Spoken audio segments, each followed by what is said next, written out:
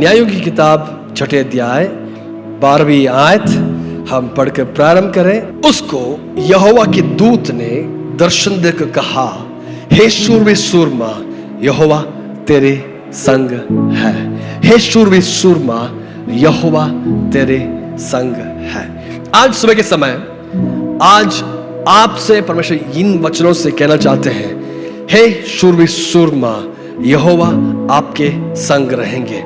हे जो आपके जिंदगी में हताश हुए, निराश हुए, आपके जिंदगी में यदि आप हार चुके, यदि आप डरे हुए हैं, तो आज प्रभु आपको देखकर कहना चाहते हैं, आप डरपोक नहीं हैं, आप डरे हुए नहीं है, हारे हुए नहीं है, बल्कि आप एक शूरवीर सूरमा और यहोवा आपके संग रहेंगे। हालेलुया।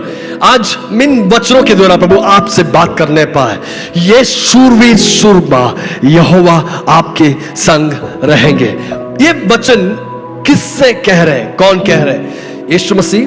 ऐसा माना जाता है कि दूत जो प्री इनकार्नेटेड क्राइस्ट या यीशु मसीह जो पहले पुराने नियम में यीशु मसीह दूत के वेश में आए, और वो दूत के वेश में आया हुआ यीशु मसीह अब सीधा गिदोन से कह रहे हैं कि हे शूरवीर सूरमा, तो तेरे संग यहोवा रहे। गिदोन कौन है? गिदोन, अगर हम पुराने नियम पढ़ेंगे, इस्राएली लोग जब मिस्र देश से बाहर निकले तो उनको अगुवाई करने के लिए मूसा थे। मूसा के समय काल के बाद प्रभु ने यहोशू खड़ा किए। उसके बाद लोग जब अपने उस नए देश में बस गए, वादा की उस देश को अपना कर लिए, उसके बाद लोग जब अपनी जिंदगी जब थोड़े से और से स्थिर हो गए, तो प्रभु जो इस इजरायलियों को उस बंधुआई से चुरा कर लेकर आए और नए देश में वादा किए हुए वादाओं को पूरा करते हुए एक नई संपत्तियों को प्रभु ने दिए, उस परमेश्वर को जब भूल गए, प्रभु की राहों को छोड़ दिए, तो प्रभु ने न्यायों को उनके लिए न्याय चुकाने के लिए, सही रास्ते में चलाने के लिए, जैसे आज आपके लिए पास्टर्स है, ऐसे ही उस जमाने पर आत्मिक तौर से और न्यायिक तौर से हर तरीके से उनको अगुवाई करने के लिए प्रभु ने अपने बंदों के समान खड़ा किए उस व्यक्ति, ऐसे व्यक्ति था जो न्यायी कहलाते थे। और वे न्यायी लोग इस इजरायलियों को राज्य करते थे या राज्य न्याय चुकाते थे, उनको अगुवाई करते थे। राजा तो नहीं, बल्कि न्याय चुकाने के लिए और परमेश्वर की राहों में चलाने के लिए एक अगुवे के रूप में खड़ा किया हुआ पर एक व्यक्ति है न्यायी। ऐसे पुराने नियम में इजरायलियों के लिए लगभग 12 न्यायों को हम देख पाएंगे।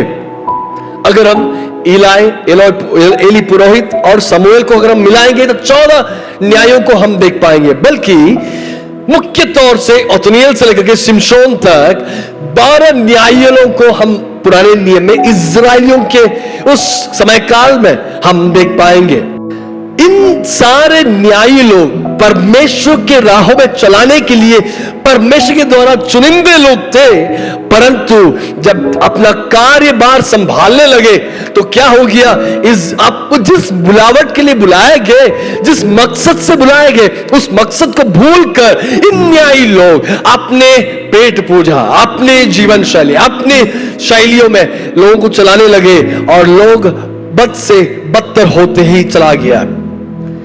तो ऐसे चुने हुए न्यायों में से कुछ चुने हुए लोग हैं जो प्रभु की इच्छाओं को पूरी तौर से चलाने के लिए सक्षम रहे। आज मैं आपसे कहना चाहता हूं, प्रभु आपको और मुझे चुने आपकी जिंदगी के भलाई के लिए अकेला नहीं, बल्कि आपको प्रभु ने चुने आपके द्वारा हजारों लोगों के अंदर प्रभु की जो आशीष आपके अंदर उड़ेले गए, वो आशीष उन लोगों तक पहुंचाने के लिए आप एक जरिया बनकर रहने के लिए परमेश्वर आपको चुने हैं। हालेलुया।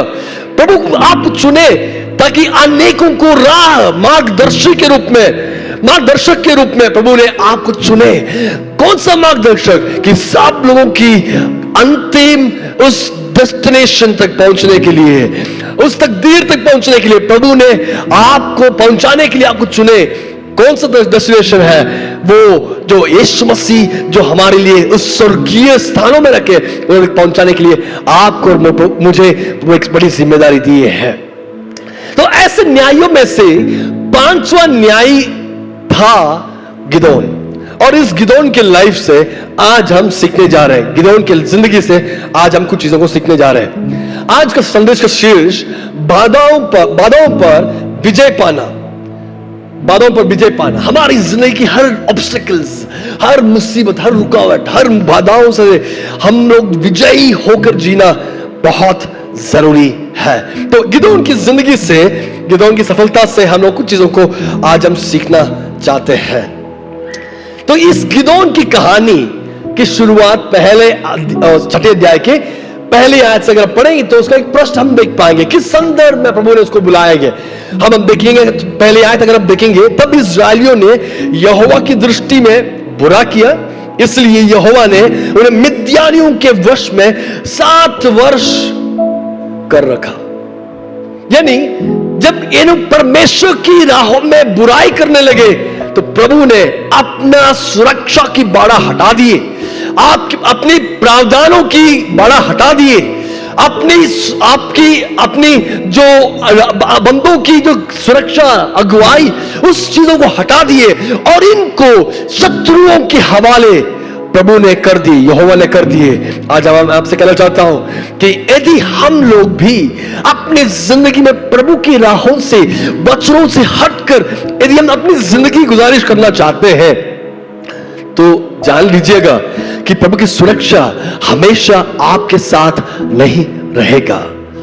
प्रभु के लिए दीर्घ क्षमा है, प्रभु के लिए हमेशा 70 बार क्षमा कर सकते हैं, परंतु यह समझना जरूरी है कि प्रभु हमेशा के लिए अनंत काल तक क्षमा नहीं कर पाएंगे।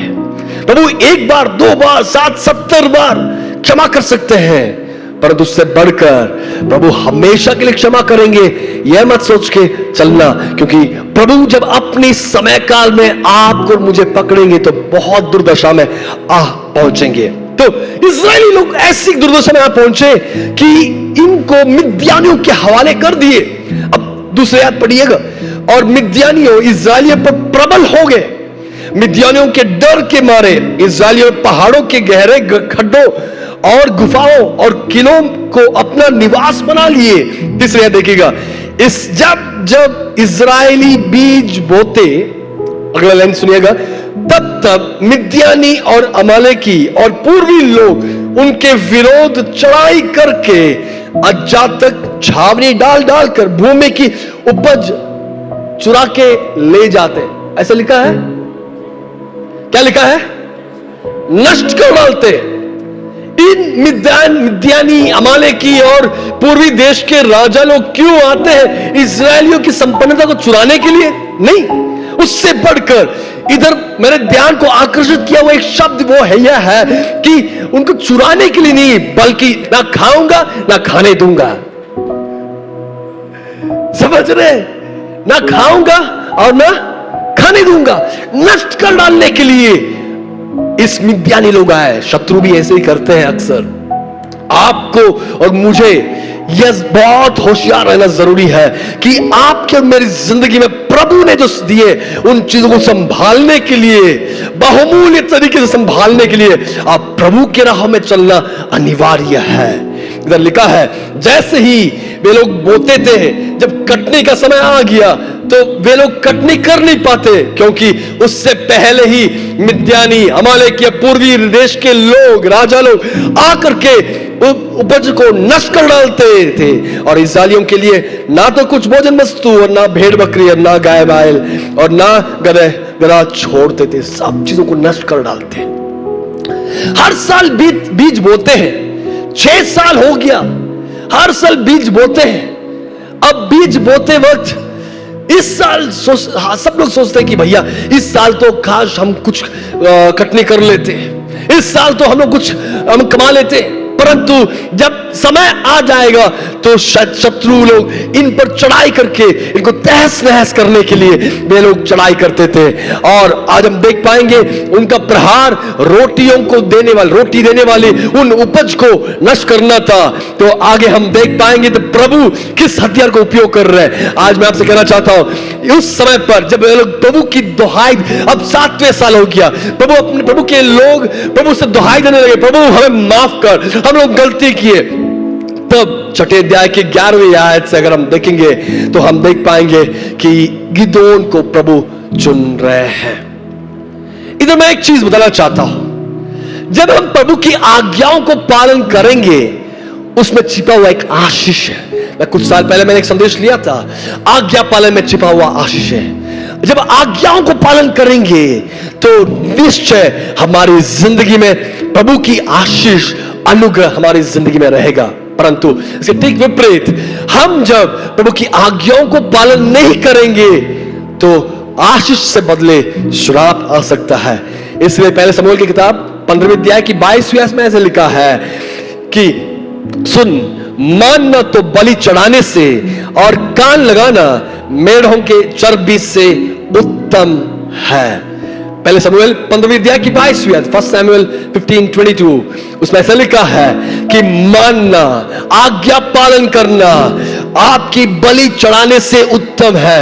आप कितना भी स्तुति आराधना करें, अब उपवास करें, परंतु आज्ञा पालन कर नहीं पाएंगे, आपकी स्तुति और आराधना से कोई फायदा नहीं है। इसका मतलब हालेलुया, पूरी बैंड खड़े होकर, पूरी क्वायर टीम खड़े होकर आपको आराधना करवाएंगे, परंतु आज्ञा पालन आपकी और मेरी जिंदगी में नहीं है, प्रभु की वचनों के अनुसार हमारी जिंदगी नहीं चल रहे, तो यह समझना कि प्रभु आपकी और मेरी आराधना को स्वीकार नहीं करेंगे। इसलिए प्रभु ने कह रहे, सुन बेटा, मानना, आज्ञा पालन तो बलि चढ़ाने से और कान लगाना मेढ़ों की चर्बी से उत्तम है। आज्ञा पालन बहुत जरूरी है।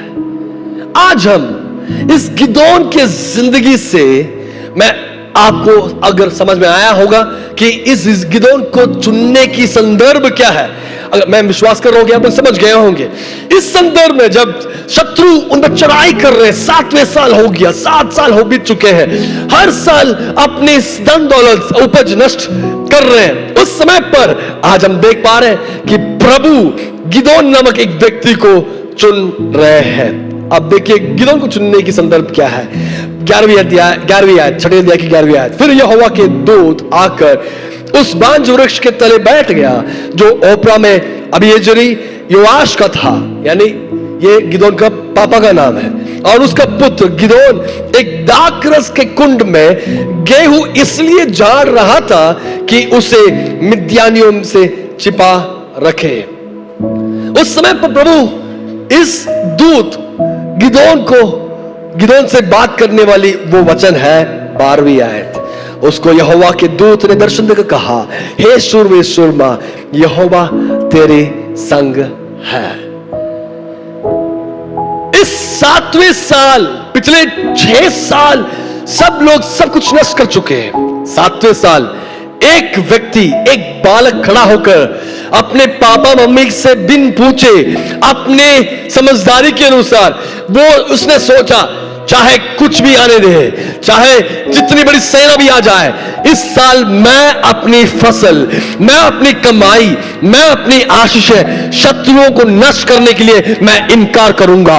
इसलिए उसने कटने से पहले ही अपना तरीके से, चाल से, बुद्धिपूर्वक तरीके, समझदारी तरीके से वो अपना कार्य निभा रहे। वही है हम देख पा रहे हैं कि 12वीं आयत में, 11वीं आयत में अगर आप देखेंगे, उसका पुत्र गिदोन एक दाखरस के कुंड में गेहूं इसलिए जड़ रहा था कि उसे मिद्यानियों से छिपा रखे। तो आज इस व्यक्ति के जिंदगी से मैं पहला चीज बताना चाहता हूं, गॉड सीज पोटेंशियल इन अस। हमारी जिंदगी में जो क्षमताएं हैं, उन क्षमताओं को प्रभु जानते हैं। तो क्या क्षमताएं? पहला चीज कि उसने एक मेहनती व्यक्ति था। सब लोग कटने के लिए अपने अपने शैलियों में चल रहे थे, परंतु इस व्यक्ति समझदारी तरीके से उसने मेहनत करके उसने इस गेहूं की फसल खेत से काट कर वो अब दाखरस के कुंड में ले जा रहे हैं। समझना, मैं बताऊंगा क्या है। जनरली साधारण तौर से गेहूं की खेत में गेहूं को झाड़ने के लिए उसी का एक प्लेटफॉर्म रहता है। प्लेटफॉर्म इस तरीके से तैयार, आप लोग गांव में देखे होंगे कि प्लेटफॉर्म रहता है और उस प्लेटफॉर्म के किनारे प्लेटफॉर्म इस शैली में बनाया गया कि उस समय काल में विंड के डायरेक्शन, उस मौसम किस तरीके से, उसकी दिशा को जानकर उसके अनुसार उस प्लेटफॉर्म को बनाए जाते हैं।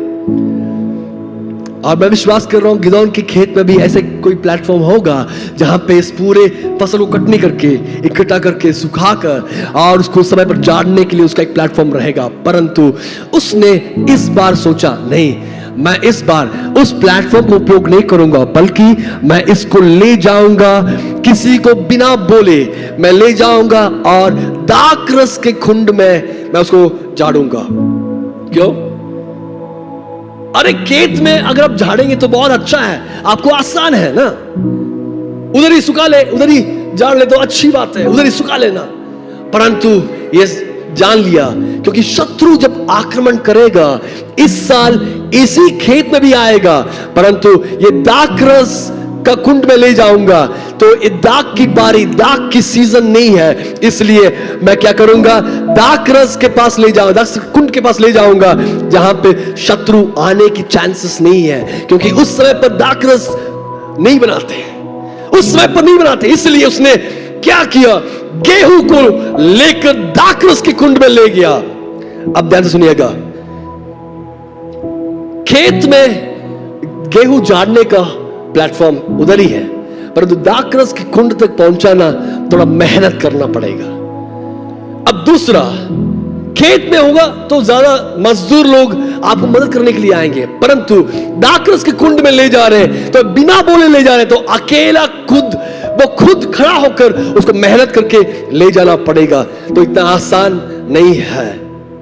और उस दाखरस के कुंड में ज्यादा जगह तो नहीं रहेगा, सुखाने के लिए सुविधाएं नहीं है, पर भी इसने मेहनत करने के लिए इसने मन में ठान लिया, चाहे जो मेहनत चुकाना पड़े, जो दाम चुकाना पड़े, इस साल मैं अपनी मेहनत की फल मैं शत्रुओं को नाश करने के लिए नहीं दूंगा। आज इधर ऐसे कोई विश्वासी है जो कह रहे हर साल शत्रु तूने मेरा सब कुछ चुरा लिया, परंतु इस साल मैं अपने आशीषों को शत्रुओं को चुराने के लिए मैं नहीं दूंगा, चाहे उपवास करना पड़े, चाहे अपने जिंदगी में अपने शैली को बदलना पड़े, परंतु इस शत्रु इस साल मैं अपनी आशीषों को तो चुराने के लिए, नष्ट करने के लिए मैं नहीं दूंगा, इसलिए मैं अपना दांत चुकाकर खड़ा होने के लिए मैं तैयार हूं। हालेलुया। आप लोग सब लोग तैयार हो जाइए, कहिए हे शत्रु, इस साल तूने जो चुराया था, इस साल तक तूने जो चुराया था सब कुछ वापस पाने के लिए, और इस साल की आशीषों को तो चुराने के लिए मैं इनकार करूंगा, और इस साल उपवास और प्रार्थना के साथ, आत्मिक युद्ध के साथ मैं खड़ा होकर अपनी आशीषों को रखवाली करने के लिए मैं तैयार रहूंगा। अब बताइए, मेरे बच्चों को शत्रु तू छू नहीं पाएगा, हे सांसारिक इच्छाएं मेरे बच्चों को तू छू नहीं पाएगा, सांसारिक अभिलाषाएं मेरे बच्चों को छू नहीं पाएगा, हे शहर में फैलने वाली बीमारियां मेरे परिवार को छू नहीं पाएगा, इस कलीसिया को छू नहीं पाएगा, सबको छू सकता है परंतु मेरी कलीसिया को छू नहीं पाएगा, क्योंकि प्रभु की रखवाली हमारे साथ रहेगा, और दाम चुकाने के लिए, प्रार्थना करने के लिए, हाँ, एक कलीसिया हमेशा तैयार रहे। Hallelujah, hallelujah. आप प्रार्थना कीजिए, बताइए हे शत्रु, you can not steel my blessings, मेरी आशीषों को तू चुरा नहीं पाएगा, मेरी आशीषों को तू नाश नहीं कर पाएगा। शादी हो गई, इतने साल हो गया, मैं काम करके इतने पढ़ाई करके इतने साल हो गया, एक अच्छा काम नहीं मिला, एक अच्छा आशीष नहीं मिला, यदि कोई कह रहे हैं तो बताइए हे शत्रु, इस साल तू छू नहीं पाएगा, मैं निश्चय आशीष रहूंगा, निश्चय मैं भलाई को प्राप्त करके ही रहूंगा। आमीन। गिदोन मन में ठान लिया, चाहे सबका नष्ट होने दे, मेरा परिवार उसमें सतर्क हो या ना हो, मैंने अपने मन में ठान लिया कि मेरे परिवार में, मेरे परिवार की आशीषों को शत्रु नष्ट करने के लिए मैं अनुमति नहीं दूंगा। गिदोन अपने उस एक बड़ी निर्णय ले रहे हैं। अब दूसरा चीज, परमेश्वर ने उस गिदोन के अंदर देखा वो क्या है, वो एक शूरवीर सूरमा को गिदोन के अंदर देख रहा था। अब बताइए, अगर शूरवीर सूरमा है तो वो गेहूं के खेत में ही जाड़ सकते थे ना। अगर वो शूरवीर सूरमा है, एक बड़ी सोल्जर है, हिम्मत वाला व्यक्ति है, तो वो बिना डरे उधर ही कर सकता था और शत्रुओं का मुकाबला उधर ही कर सकता था। अब इतना समझिए कि आपके शरीर में ताकत होने के मतलब यह नहीं है कि बुद्धिहीन काम करे। समझ रहे? यदि हमारी ताकत, हमारी टैलेंट्स और हमारी नॉलेज इतना ज्यादा है, उसका मतलब यह नहीं है कि बुद्धिहीन काम करे। समझदारी तौर से हम लोग हमेशा कार्यों को निभाना अनिवार्य है।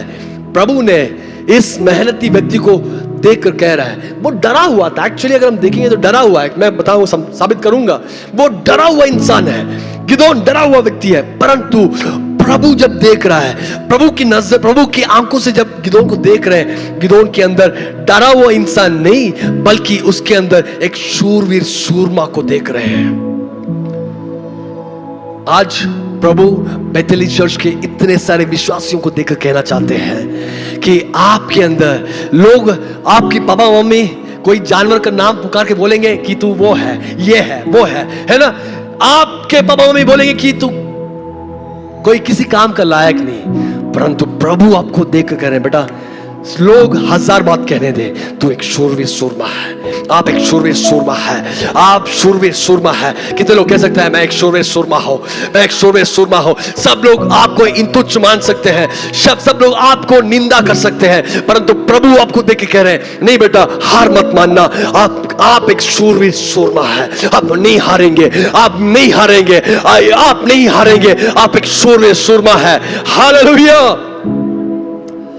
शूरवीर सूरमा होगा, परंतु उसमें अब देखिए गाड़ी कितनी बड़ी इंजन उसको मिले भी, परंतु उसके अंदर जब तक इग्निशन नहीं होगा गाड़ी आगे नहीं बढ़ेगा, है ना। अगर आप साधारण लोगों की भाषा में कहूंगा, जब तक उसके अंदर स्पार्क नहीं आएगा, आग ना जाएगा, जब तक वो ईंधन जलेगा नहीं, गाड़ी आगे नहीं बढ़ेगा। सही है?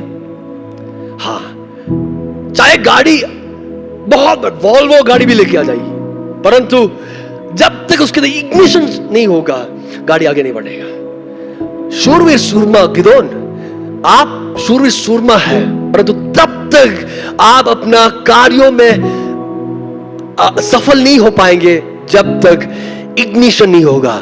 इग्निशन कौन करेंगे? प्रभु कह रहे हैं, हे शूरवीर सूरमा, यहोवा तेरे संग है, यहोवा तेरे संग है। मैं तब ही कंप्लीट हो पाऊंगा जब मैं परमेश्वर के साथ खड़ा रहूंगा। कितने लोग कह रहे हैं, चाहे कुछ भी हो, मैं परमेश्वर के संग खड़े होने के लिए मैं तैयार हूं। हालेलुया। कितने लोग कह पाएंगे, चाहे कुछ भी हो, आपके जिंदगी में एक आशीष और सफलता होना है, प्रभु के साथ आप जुड़े रहना अनिवार्य है। तो he is a mighty man of valour, वो एक शूरवीर सूरमा है, पर उसी समय पर जब तक परमेश्वर के संग नहीं रह पाएगा तब तक वो अपने कार्यों में सफल नहीं हो पाएंगे। तो परमेश्वर कह रहे हैं, बेटा तू शूरवीर सूरमा है, परंतु आपको सफल करने के लिए, आगे बढ़ाने में मैं तेरे संग रहूंगा। गिदोन, आप एक डरे हुए इंसान हैं, परंतु आप अपने कार्य को पूरा कर सकते हैं जब परमेश्वर आपके संग रहेंगे। याकूब, आप एक डरे हुए इंसान था, आप अपनी मामा के यहां भाग रहे थे, ब्याह करने के लिए भाग रहे थे, और 20 साल लगातार मेहनत किया। आप एक साधारण इंसान हैं, आपके अंदर क्षमताएं हैं, परंतु क्षमताओं को उपयोग कर नहीं पा रहे। परंतु प्रभु ने उनको कहा, बेटा सारे राहों में मैं तेरे संग रहूंगा।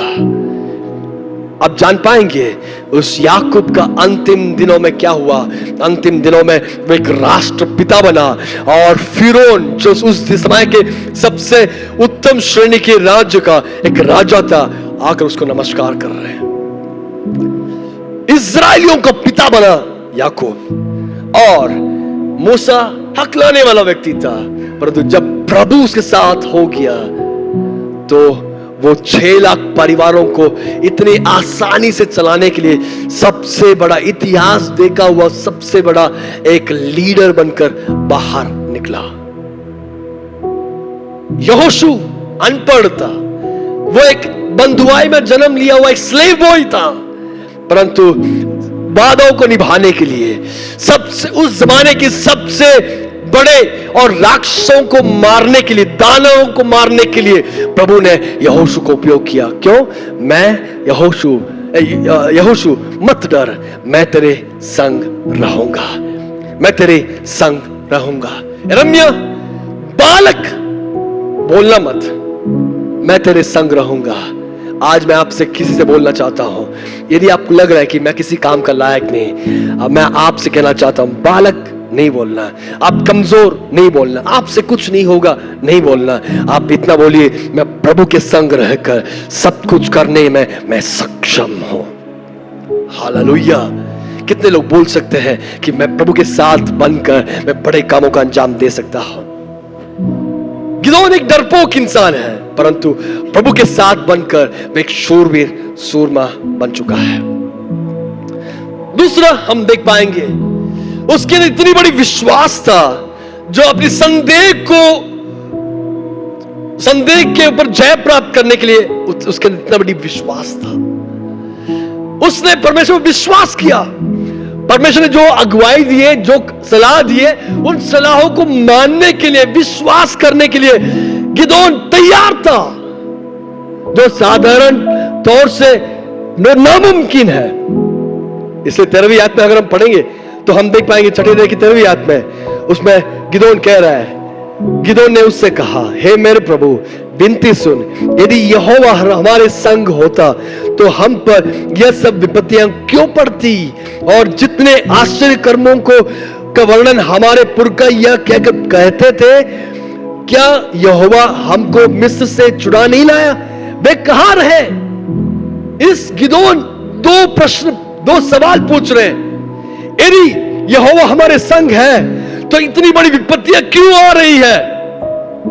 दूसरा, और गिदोन दूसरा प्रश्न पूछ रहा है कि प्रभु, हमारे बाप दादों ने बहुत अनेक तरीके की आश्चर्य कर्मों का वर्णन हमारे परिवार में होता था। घर में मेरे पापा फैमिली प्रेयर में मिस्र देश से कैसे परमेश्वर ने छुड़ाया है, अब्राहम को कैसे छुड़ाया है, और इसहाक को कैसे आशीषें दिए, इन सब बातों का वर्णन मेरे पापा फैमिली प्रेयर में करते थे। गिदोन कहता होगा, मैंने सुना हो, परंतु वो सारे आश्चर्य कर्म, अद्भुत काम अब कहां रहा? कितनी सुंदर परिवार है। अब देखिए, गिदोन के परिवार हमारे लिए, परिवार के लिए एक आदर्श का कारण रहना है। क्या हमारे परिवारों में परमेश्वर के कामों का वर्णन हो रहा है, या हमारे घर किसी और व्यक्तियों का चुगली करने वाला जगह बन जाए? है ना? हमारे बच्चों के सामने किन किन बातों का संवाद हो रहा है, वार्तालाप हो रहा है ना?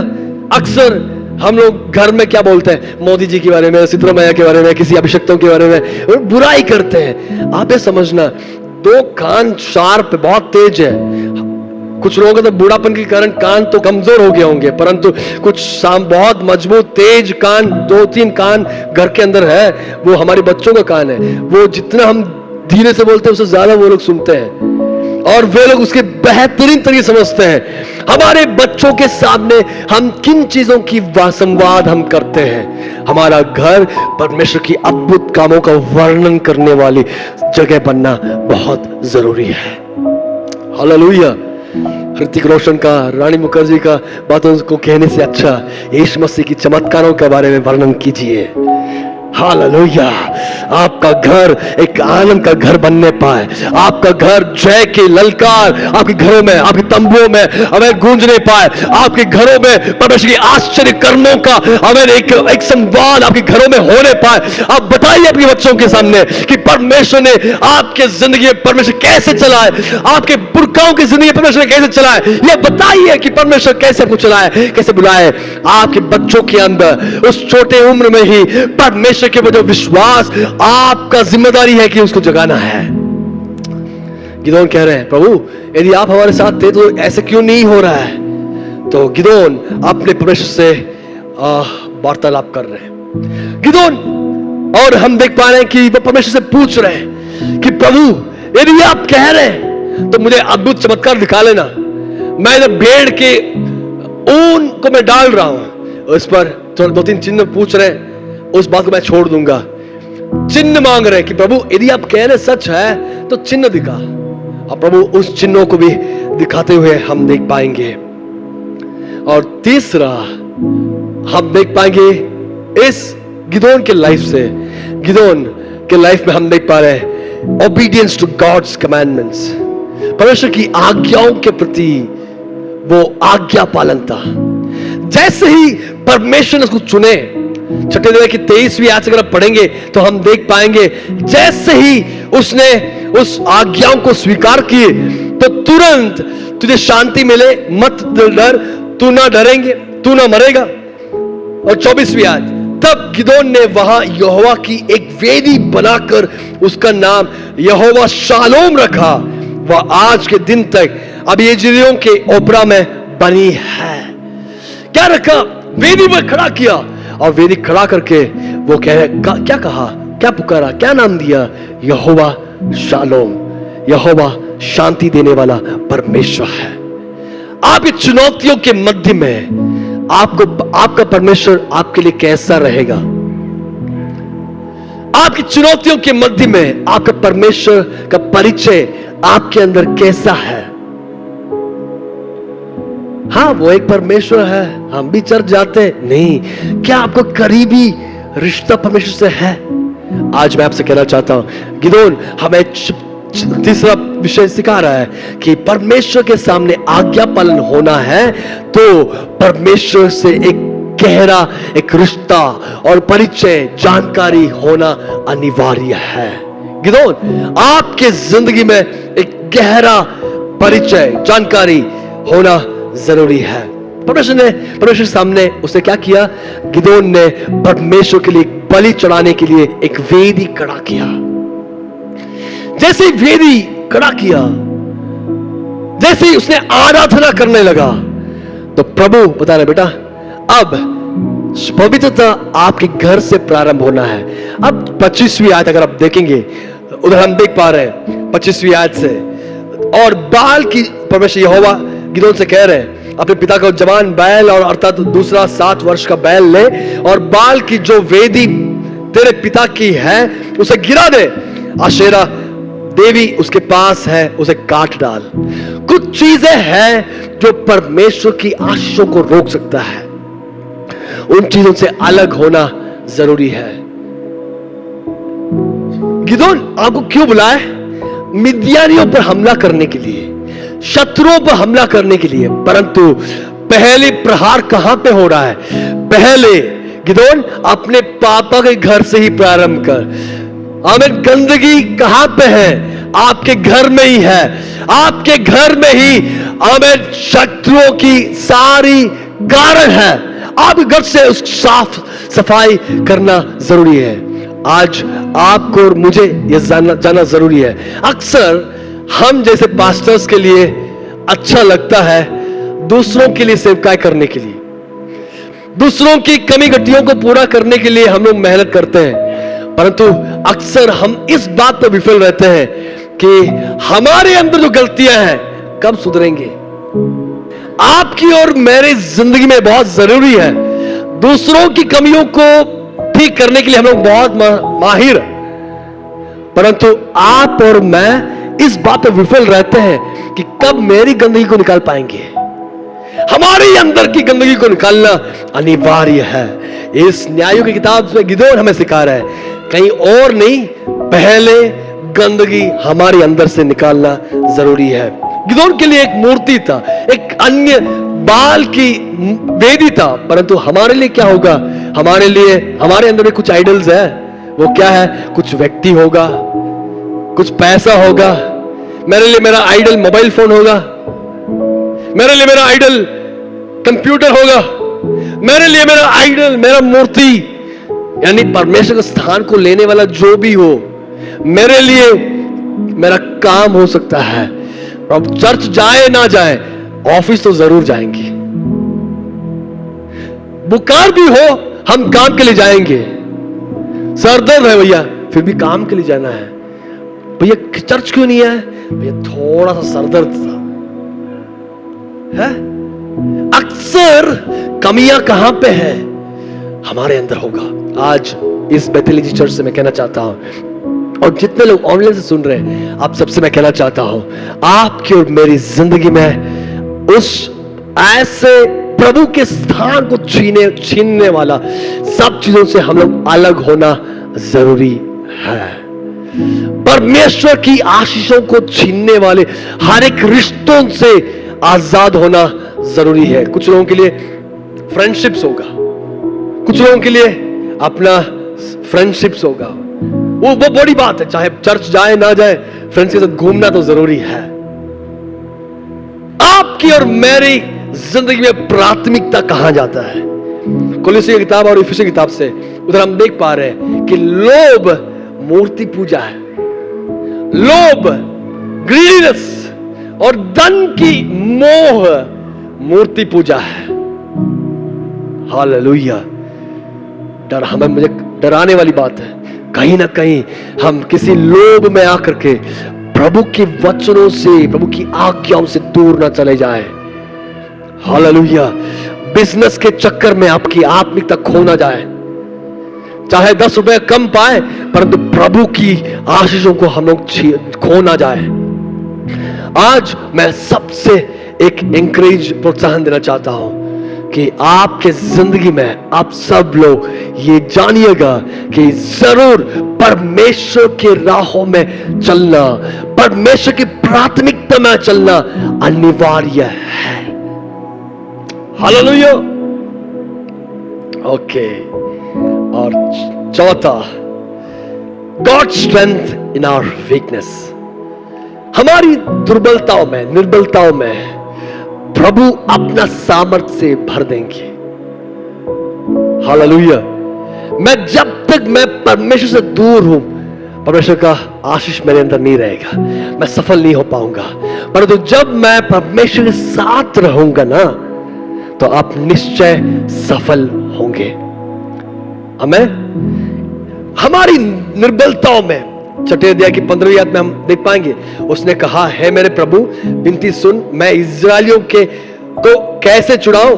देख मेरा कुल मनुष्य में सबसे कंगाल है, फिर मैं अपने पिता के घराने में सबसे छोटा हूं। मैं कमजोर, मैं कंगाल, छोटा इंसान हूं, मैं कैसे इतनी बड़ी जिम्मेदारी को निभा सकता हूं?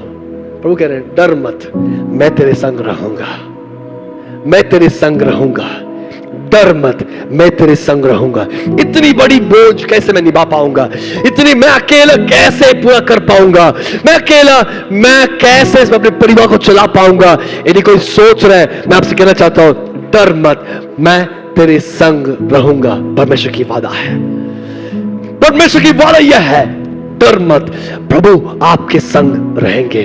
अब अकेले नहीं, चाहे इस दुनिया में आप अकेले रहेंगे, परंतु निश्चय परमेश्वर जो इस संसार का सृजनहार है, पालनहार परमेश्वर, वो परमेश्वर आपके संग रहेंगे। वो कह रहे हैं 7वीं अध्याय की 9वीं आयत, अगर आप देखेंगे उधर हम देख पाए 10वीं आयत, उस रात यहोवा ने उससे कहा, उठ छावनी पर चढ़ाई कर, क्योंकि मैं उससे तेरे हाथ कर देता हूं। 10वीं आयत देखिएगा, 7वीं अध्याय की 10वीं आयत, परंतु यदि तू चढ़ाई करते डरता हो, तो अपने सेवक फूरा को संग लेकर छावनी के पास जाकर सुन। कौन बोल रहे? कौन कह रहे? यहोवा गिदोन से कह रहे, बेटा तू डर रहा है, डरना मत। अगर डर रहे हो, अपने साथ तेरे सेवक को भी लेके चलना, पर तू तेरे से ही मैं अपना कार्य को निभा पाऊंगा। डरने वाले इंसान को छोड़कर दूसरे इंसान को ढूंढते हुए नहीं गए। प्रभु के लिए आपके सिवाय एक दूसरा व्यक्ति नहीं है। God doesn't have an alternative for you. आपके लिए एक दूसरा इंसान, आपकी जिम्मेदारियों को, आपकी बुलाहट को पूरा करने के लिए परमेश्वर के लिए एक दूसरा इंसान नहीं है। कितने लोग विश्वास करते हैं? अगर नहीं समझे मैं बताऊंगा। आपको जिस काम के लिए बुलाया है, उस काम को निभाने के लिए आप भी उसके लिए योग्य है। आपके सिवाय आपके पति नहीं रहेंगे, आपकी पत्नी नहीं रहेंगे, आपके बच्चे नहीं कर पाएंगे। आपका अनॉइंटिंग के लिए आपको ही चुने हैं। चाहे आप डरे हो, चाहे आप कमजोर हो, प्रभु को भूल नहीं होगा। प्रभु को कोई अल्जीमर्स नहीं होगा। प्रभु को कोई प्लानिंग के बिना नहीं करते। प्रभु जो करते हैं अच्छी तरीके से करते हैं। आपको चुने, उसका मतलब यह है कि आपसे कर पाएंगे। हालेलुया, आपसे कर पाएंगे, आपसे कर पाएंगे। इसलिए मूसा को चुने, हकलाने वाला व्यक्ति, परंतु कहां भेजे? फिरौन से बात करने के लिए। हकलाने वाला व्यक्ति फिरौन के पास जाएगा तो बोलने से पहले उसका गर्दन कट जाएगा। फिर भी प्रभु ने क्यों चुना? प्रभु जानते हैं इसके बिना और कोई काम नहीं कर पाएगा। आप कहते होंगे, भैया मैं सीनियर सिटीजन हो गया, मैं अपने इस काम से मैं रिटायर हो गया हूं। मैं प्रभु कह रहे हैं नहीं, आप रिटायर नहीं हुए। आप दुनिया के काम से रिटायर हो गए, मेरे काम से रिटायर नहीं हुआ। रिटायर हो गया तो मैं बुला लूंगा। हालेलुया। कोई रिटायरमेंट के लिए वेट कर रहे हैं, रिटायर नहीं हुआ, अभी भी बाकी है काम करने में। हालेलुया। कोई बोल रहे बच्चे लोग हैं, डरना मत, आपको भी उपयोग करने वाला परमेश्वर है। हालेलुया। अब मैं पिछले किड संडे के दिनों में एक बेटी लेके, पास्टर जी मैं अपने फ्रेंड को भी लेके आए। अच्छी बात है, बड़े लोग की जरूरत नहीं है, पास्टर की जरूरत नहीं, बच्चे लोग भी एक सेवका कर रहे हैं। हालेलुया। आपका कार्य निभाने के लिए कोई और व्यक्ति नहीं जरूरी नहीं है, केवल आप ही उसके लिए योग्य व्यक्ति है। हालेलुया। इसके लिए आप आईसीयू में जाने से भी आप बाहर निकलेंगे। हालेलुया। इसके लिए आप गाड़ी के नीचे जाने से भी आप बाहर निकलेंगे। आपको खरोच तक नहीं लगेगा, क्योंकि परमेश्वर का काम निभाने के लिए आप ही उसके लिए योग्य है। हालेलुया। उसके लिए योग्य केवल आप ही है। हालेलुया। सारी दुनिया आपके विरोध हो सकता है, परंतु प्रभु के काम निभाने के लिए आप ही है। आपका तुल्य और कोई नहीं है। There's no alternative for God. There's no substitution for God. प्रभु के लिए एक दूसरा जगह इंसान आपकी काम को निभाने के लिए नहीं है। इसलिए खड़े रहिए, खड़े रहिए, खड़े रहिए। प्रभु डुप्लीकेट करने वाला परमेश्वर नहीं है, सबको यूनिक तरीके से बनाने वाला परमेश्वर। आपके समान एक दूसरा इंसान नहीं है। किसी को संदेह है तो आपका फिंगरप्रिंट देख लेना। आमीन। आपके समान दूसरा इंसान नहीं है। गिदोन, अब डरे हुए मैं जानता हूं, परंतु साथ अपने दास को ले चल, परंतु मेरा काम तेरे से ही निभा पाऊंगा। कोई बोल रहे भैया मैं भाषा नहीं जानता हूं, मैं पढ़ा लिखा नहीं हूं, कोई बात नहीं, प्रभु आपको ही उपयोग करेंगे, आपको ही उपयोग करेंगे। भैया खड़े हो जाइए। कितने दिन सोए रहेंगे, कितने दिन ढीला रहेंगे, खड़े हो जाइए। प्रभु अपना कार्य आपके द्वारा निभाने के लिए, पूरा करने के लिए प्रभु तैयार है। इधर आए हैं तो खड़े हो जाइए, प्रभु के लिए अपना कार्य निभाने के लिए तैयार हो जाइए। दूसरे कुरिन्ती की किताब चौथे अध्याय की 7वीं आयत में हम देख पाएंगे। दूसरे कुरिन्ती चौथे अध्याय की 7वीं आयत में प्रभु इस मिट्टी के बर्तन में अपना सामर्थ भर दिए। इस कमजोर मिट्टी के बर्तन में, चौथे अध्याय की 7वीं आयत में से लिखा है, परंतु हमारे पास वह धन मिट्टी के बर्तनों में रखा है कि यह असीम सामर्थ हमारी ओर से नहीं परंतु परमेश्वर की ओर से ठहरे। आप कमजोर होंगे, परंतु प्रभु ने आपके अंदर उस असीम सामर्थ धन के रूप में इन डिपॉजिट करके रखे हैं। भैया खड़े हो जाइए। बाहर से देखने के लिए एक पेपर रहेगा, परंतु उसके अंदर विस्फोटक है। बाहर से देखने में क्या है? एक पेपर है, परंतु उसके अंदर विस्फोटक है। आमीन। बाहर से देखने में मिट्टी का बर्तन होगा, परंतु आपके अंदर विस्फोटक के समान प्रभु अपना सामर्थ को भर के रखे हैं। तो आप इस मिट्टी के बर्तन बोल के बैठना नहीं, आपके द्वारा प्रभु अपना अचंभे कार्यों को करने के लिए प्रभु तैयार है, तैयार है। प्रभु आपको ही उपयोग कर सकते हैं। हालेलुया। दाऊद को चुने। दाऊद नाटा एक बालक था, परंतु गोलियत का सामना करने के लिए शाऊल नहीं, राजा नहीं, बल्कि शाऊल उसकी सेना नहीं, बल्कि छोटा बालक भी हो, प्रभु ने अपने सामर्थ उस बालक के अंदर भर दिया था गोलियत का सामना करने के लिए। अब्राहम एक निर्वंश व्यक्ति था, परंतु प्रभु ने उसको चुना राष्ट्रों का पिता बनने के लिए। गिदोन एक साधारण इंसान, डरा हुआ इंसान, परंतु मिद्यानी अमालेक की पूर्वी देशों के राजाओं को हराने के लिए इसी व्यक्ति को चुने और उसके अलावा और कोई व्यक्ति नहीं था। आमेन। प्रभु की आंखें इस पूरे संसार में लेफ्ट राइट हर तरीके से इधर उधर घूम रहा है। उनके प्रति जो निष्ठा में है, उनके प्रति जो लॉयल है, उनको ढूंढते हुए प्रभु की आंखें इस पूरे दुनिया में ढूंढ रहे हैं। आज मैं आपसे कहना चाहता हूं, क्या प्रभु के सामने आप निष्ठा, प्रभु के भय और भक्ति के साथ प्रभु के साथ चलने के आप तैयार है, तो निश्चय आपके द्वारा प्रभु एक बड़ा कार्य कर सकते हैं। 32,000 लोगों को लेकर गया, परंतु प्रभु ने कहा इसकी जरूरत नहीं है। अगर जरूरी है 300 लोग काफी है भैया, मेरे लिए तू काफी है, परंतु तेरे लिए अगर 300 लोग चाहिए ले लेना, परंतु युद्ध यहोवा का है। पिछले उपवास प्रार्थना में हम लोग देख रहे थे युद्ध यहोवा का है। आज हम प्रार्थना करके विराम देंगे। इस व्यक्ति के लाइफ से हम देख पाएंगे कि लीडरशिप इस गिदोन के लाइफ में 5वां और आखिरी विषय यह है कि गिदोन एक लीडर था, एक अच्छा लीडर था। क्यों? क्योंकि हम देख पाएंगे गिदोन के लाइफ में एक सुंदर मौका मिला राजा बनने के लिए। 8वीं अध्याय की 22वीं आयत में, तब इस्राएल के पुरुषों ने गिदोन से कहा, तू हमारे ऊपर प्रभुता कर, तू और तेरा पुत्र और पोता भी प्रभुता करे, क्योंकि तूने हमको मिद्यान के हाथों से छुड़ाया है। गिदोन ने उनसे कहा, मैं तुम्हारे ऊपर प्रभुता ना करूंगा और ना मेरा पुत्र तुम्हारे ऊपर प्रभुता करेगा, यहोवा ही तुम पर प्रभुता करेगा। बड़ी युद्ध जीत कर आया हुआ इस इंसान, जब एक सुंदर मौका, राजा बनने की एक सुंदर मौका मिला, एक किंग बनने की एक सुंदर मौका मिला। अगर गिदोन की जगह पे मैं होता, जल्दी कर भैया, मेरा वो अनॉइंटिंग सेरेमनी पहले जल्दी कर लेना, हम बोलते थे कि नहीं बोलते थे? परंतु गिदोन ने बोला नहीं, आदर और सम्मान प्रभु का है, प्रभु को ही रहेगा। प्रभुता करने की अधिकार प्रभु का है और प्रभु का ही रहेगा। प्रभु की महिमा को हम लोग किसी भी हालात में छीनना नहीं है। गिदोन की लाइफ से हम लोग काफी चीजों को सीखे।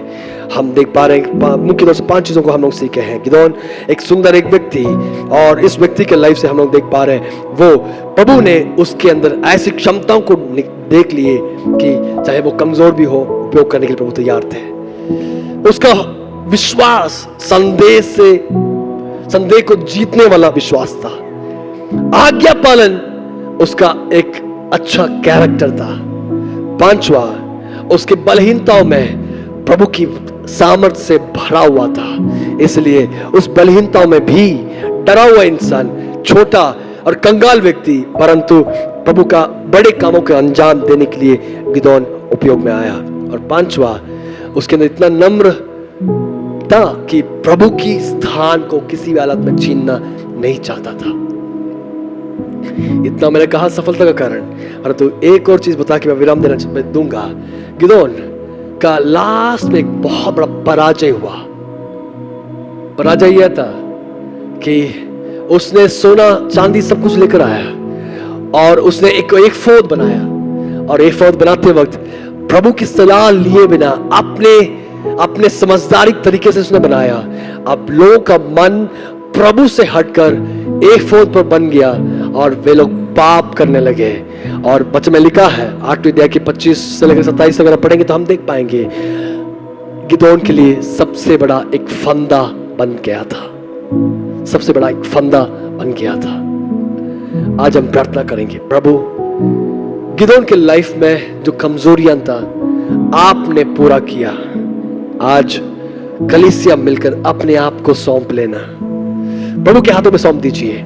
प्रभु आपको विशेष आशीषों से तृप्त करने के लिए सामर्थी परमेश्वर है। आंखों को बंद करें, हम प्रार्थना करें। कुछ पल अन्य भाषा में हम प्रार्थना करेंगे। बताइए, प्रभु मैंने सोचा कि मैं निर्बल हूं, मैंने सोचा कि मैं कमजोर हूं, मैंने सोचा कि मेरे सारे राह बंद है, मुझे कौन छुड़ा पाएगा। परंतु प्रभु मैं आज जान लिया कि आप मेरे संग हैं। आप मुझे चुने तो मुझे उपयोग कीजिए।